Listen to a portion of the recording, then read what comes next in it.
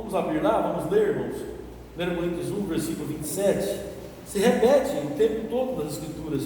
Interessante, né? A Bíblia tem essa mania dela de falar a mesma coisa sempre, com histórias diferentes, mas para fixar na mente humana o que Deus quer. É o tempo todo. Não para. É pela graça, mediante a fé. É improvável. É o fraco. É quem não pode. É o impossível. E assim por diante, assim se estende a revelação bíblica. Então nós vemos ali em 1 Coríntios 1, versículo 27 a 29, o texto diz assim: pelo contrário, Deus escolheu as coisas loucas do mundo para envergonhar os sábios, e escolheu as coisas fracas do mundo para envergonhar as fortes. Deus escolheu as coisas humildes do mundo e as desprezadas e aquelas que não são, para reduzir a nada as que são, a fim de que ninguém se vanglorie na presença de Deus. Só você pegar a história, olha para Abel é insignificante, mas ele é o herdeiro, é ele. E tem 7, 100, Davi. Imagina só, você tem uma reunião de escolha do próximo rei de Israel, e Samuel diz: o rei está lá, na casa de Jessé. É um dos seus filhos, Jessé. É absurdo. O Davi, ele não é sequer chamado para reunião.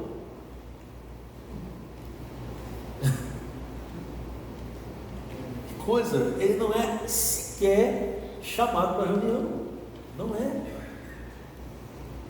Mas quando os homens se esquecem da gente, Deus nunca se esquece. O tempo todo se repete. Por isso que a gente não precisa tentar aparecer na necessidade. Há o tempo de Deus. Está bem esquecido, só pegar a história. Todos. Esaú, Jacó. Jacó, pelo amor de Deus, irmãos. Jacó é um delinquente, irmãos. É que se alisa muito Jacó, no sentido de, calma, não fala assim do coitadinho. Irmão, Jacó é um delinquente. Na sua essência, o camarada é um enganador. Mas Deus o chama. Deus o chama. Quando Deus chama uma pessoa, irmão, pode ser um Paulo, assassino. Aleluia, vai transformá-lo num grande exemplo da graça de Deus. Jacó é um grande exemplo da graça de Deus. Jacó entendia isso. Eu me lembro do episódio de Jacó. Jacó é o escolhido, ele não é o primeiro Esaú. Deus escolhe Jacó. E eu me lembro, Jacó já velho, já está já trocando, não está entendendo mais nada do que está acontecendo, e coisa confusa. Aí o seu filho José do Egito, muito próximo, muito rico, governador do Egito, está vendo que o seu pai está prestes a morrer, chama seus 2 filhos, Efraim e Manassés, para que o Jacó, seu pai, abençoe seus filhos. Então Jacó vai abençoar seus netos. Aí o José faz todo o esquema. Olha, Manassés é o primeiro, então a mão direita vai sobre o primogênito e a mão esquerda vai sobre Efraim. Efraim já sabe, né? É Efraim. Deixa Efraim aqui. Então vamos colocar aqui Manassés, aqui Efraim. Pai, aqui estão os meus filhos, seus netos, você pode abençoá-los? Claro. Jacó cruza a mão.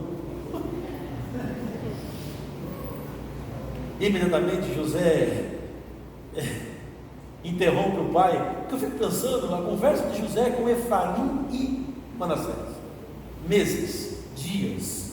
Ó, gente, a bênção de Jacó é forte, viu? Ele vai abençoar vocês. Manassés, você já sabe, você é primogênito. Chega lá, fica na mão direita, porque vai vir sobre você. Olha, o primogênito tem direito a isso. E Jacó vai e cruza os braços. Ele coloca a mão direita sobre Efraim, coloca a mão esquerda sobre Manassés, e diz: o abençoado maior é esse aqui. Aí José, desesperado, o esquema todo montado, tudo planejado na sua mente, Jacó interrompe o pai e diz: pai, o senhor está errado. Em algumas versões diz que Jacó disse: ei, netinho, não fala nada não, eu estou meio gaga, mas eu sei o que eu estou fazendo. Muito bem. Jacó sabe o que está fazendo, e faz de propósito, porque ele sabia que o eleito, o escolhido para receber a bênção superior era o Efraim e não Manassés. Estão entendendo? Se repete, estou só citando aqui esses exemplos: Esaú, Jacó, Manassés, Efraim, Saul, Davi. A Bíblia diz, se as mulheres vão gostar, que não existia ninguém mais lindo do que Saul na face da terra, do ombro para cima. Imagina aquele homem. Que rei é esse? Irmãs, que rei é esse? Se a Bíblia diz que ele era o homem mais lindo da face da terra, do ombro para cima, esse homem devia ser um espetáculo, não é? Pois não era um espetáculo. O rei, o príncipe virou o sapo.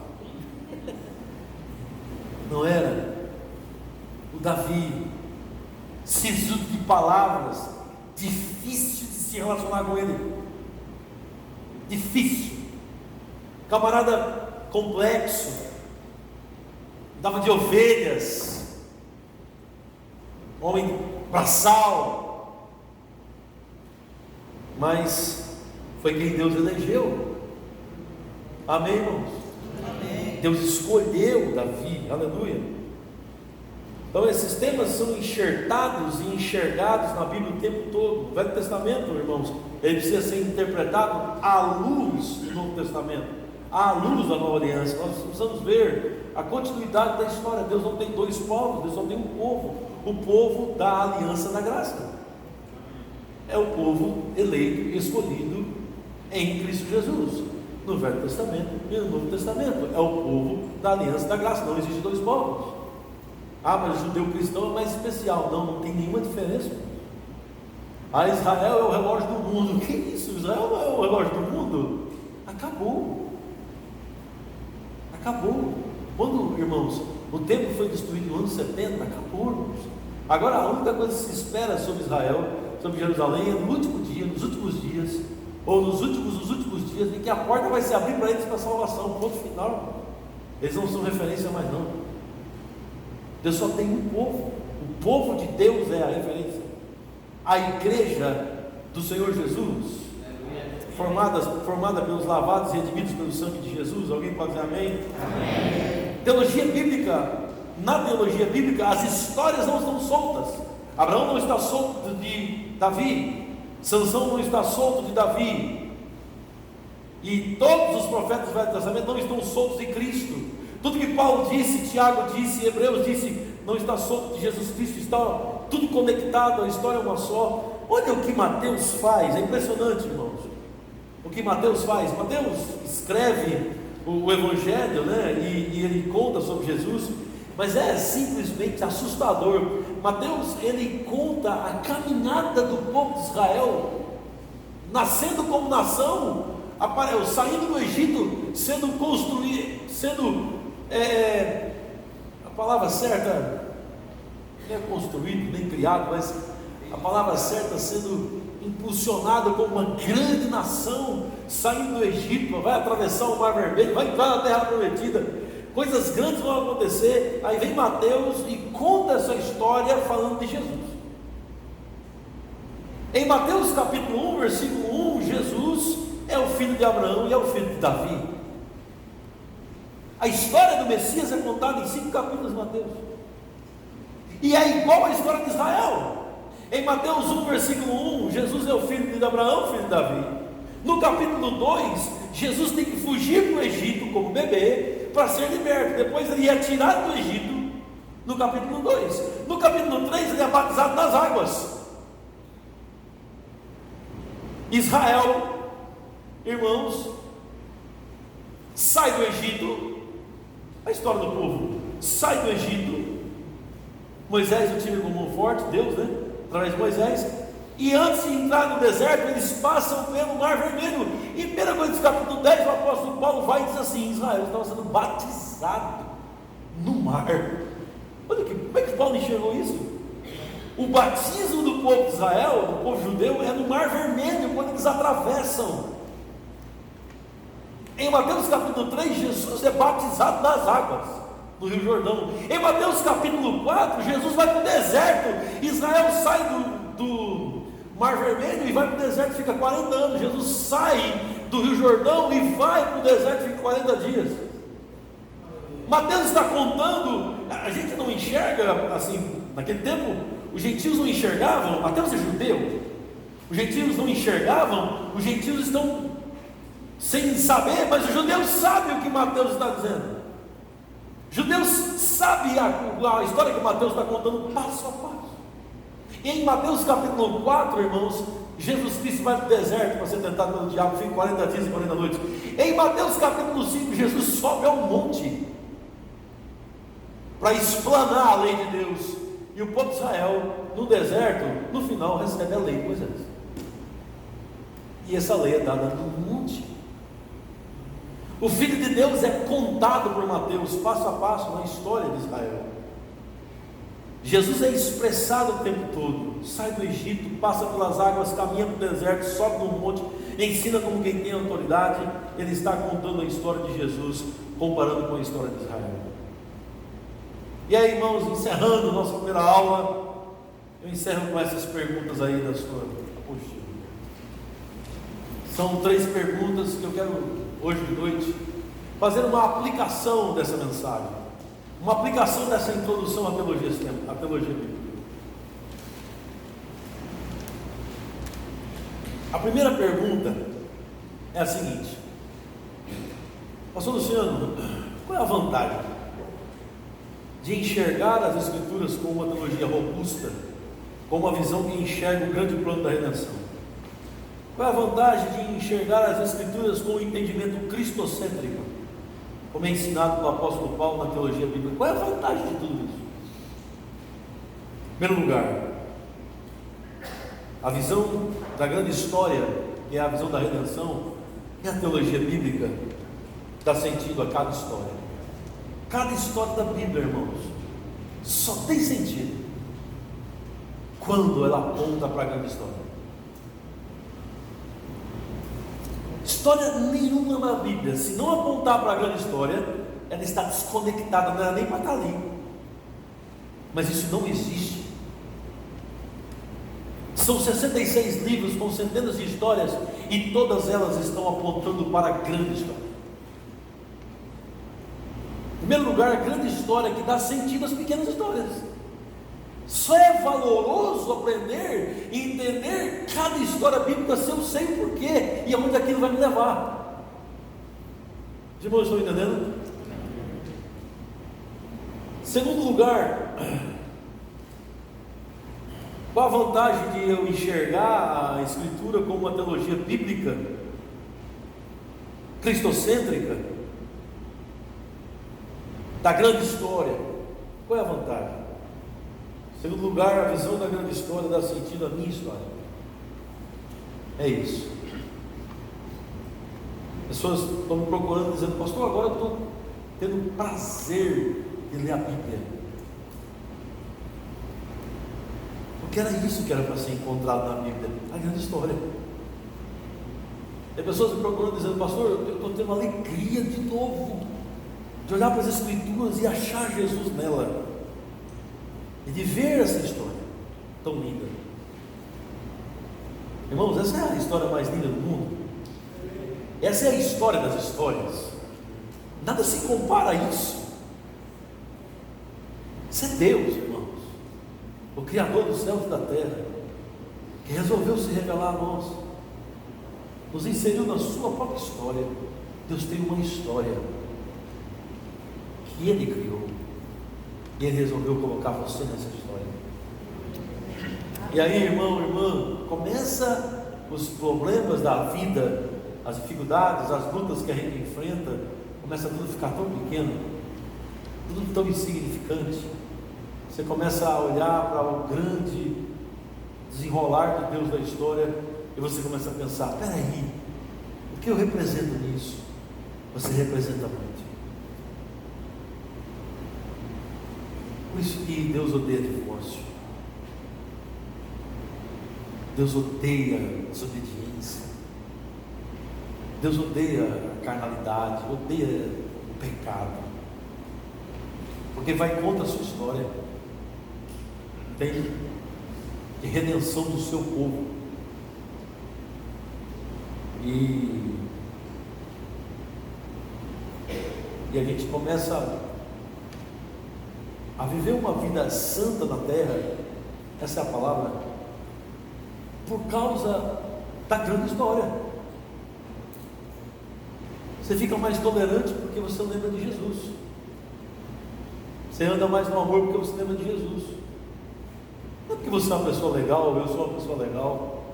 Começa tudo a ter sentido, que você é um escolhido, um eleito em Cristo Jesus, antes da fundação do mundo. Em segundo lugar, a vantagem da visão da grande história é que ela vai dar sentido a cada história que você vive. É pessoal, amém?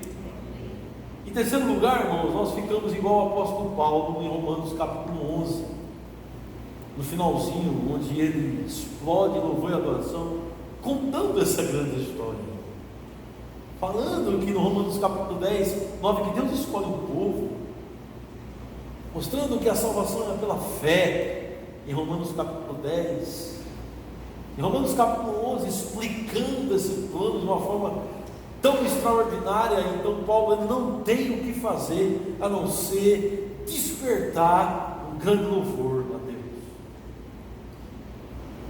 Eu vejo, irmão, irmã, que a grande vantagem de enxergar a Escritura de uma forma bíblica, com uma teologia robusta e correta, nós vamos ser despertados para uma grande manifestação de louvor e adoração ao Deus da história. Amém. Nós temos um Deus que criou esta história. A Deus seja a glória, a Deus seja o louvor, a Deus seja a honra, a Deus seja a adoração. Nós estamos inseridos nessa grande história. Toda glória seja ao nosso Deus e Pai. Entender essa grande história vai produzir em nós uma explosão de louvor, uma explosão de adoração. Deus é bom, Ele te ama, Ele tem um plano maravilhoso na sua vida. Você tem dúvida agora?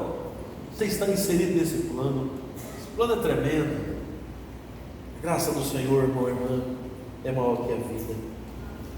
Ficaremos, irmãos, como o apóstolo Paulo, impressionados, impulsionados a fazermos uma doxologia a Deus, uma expressão de louvor e adoração a Deus, e cantarmos, porque dele, por ele e para ele são todas as coisas, a ele, pois, eternamente seja dada a glória. Amém, amém. Então eu quero dizer hoje de noite, sejam bem-vindos, irmãos. Sejam bem-vindos à teologia bíblica, a história da revelação especial de Deus ao seu povo. Bem-vindos, igreja. Amém. Vocês recebem? Amém. Vamos louvar o Senhor, vamos ficar de pé e agradecer ao nosso Deus soberano, Criador dos céus e da terra. Essa é apenas uma introdução, nós estamos apenas começando. Vamos entrar de uma forma intensa nisso tudo. Vamos ver Jesus nas Escrituras. Vamos contemplar a beleza de Cristo, irmãos. Vamos contemplar a sua glória, a sua plenitude. Aleluia. Ele está, irmãozinho, envolvido com tudo isso. Ele é poderoso, Ele nos ama. Aleluia. Vamos agradecer o seu nome. Pai, nós damos graças nessa noite tão preciosa. Te louvamos, te exaltamos, Pai, na beleza da tua santidade. Te louvando, te agradecendo, Pai, pelo privilégio que o Senhor nos dá de estarmos inseridos em tudo isso.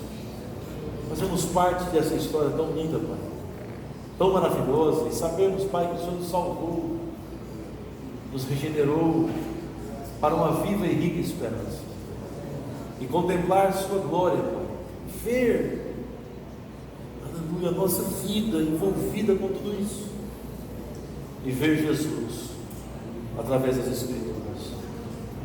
Pai, em nome de Jesus Cristo, nós pedimos ao Senhor que o Senhor nos mantenha firmes, firmes no estudo, firmes na meditação, firmes em prosseguir, Pai, em conhecer o Senhor.